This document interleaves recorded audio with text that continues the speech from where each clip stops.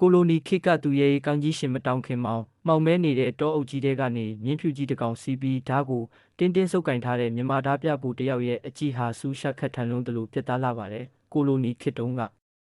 အင်္ဂလိပ်အရာရှိတွေနဲ့မတရားတဲ့တထေးကြီးတွေကိုအိမ်မက်ဆိုးတွေပေးခဲ့တဲ့မြင်းဖြူစီးတဲ့မြန်မာပြည်ကရောဘင်ဟုတ်တယောက်အကြောင်းတင်ကြားမှုပါသလားထူထပ်လာတဲ့ရှင်မတောင်တော်နက်ကြီးထဲမှာမြင်းစည်းသူရဲကောင်းတွေခြံရံထားတဲ့ရှင်မတောင်ခင်မောင်ဟာအင်္ဂလိပ်စစ်တပ်အဆောက်အဦတွေကိုတိုက်ခိုက်ခဲ့ပါတယ်စစ်မြေပြင်မှာသူကျုံသွားတဲ့အတန်ကတော့ရှင်မတောင်ခင်မောင်နဲ့ဟုတ်ဆိုပြီးတပည့်အင်အားရာချီနဲ့ရှင်မတောင်တော်နက်ကြီးထဲမှာအခြေစိုက်ပြီးနေချက်အင်္ဂလိပ်တွေကိုတော်လှန်ခဲ့တဲ့တပြဖို့ကြီးရှင်မတောင်ခင်မောင်ပဲဖြစ်ပါတယ်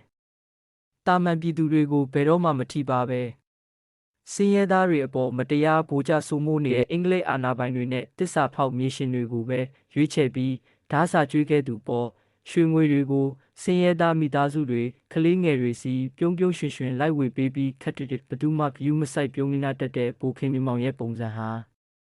ပြည်သူတွေကသူ့ကိုတပြလို့မမြင်ပဲသူရဲကောင်းတယောက်လိုအမျက်တနိုးတလေးတစားတတ်မှတ်ခဲ့တဲ့ထူပြခါချက်ကတော့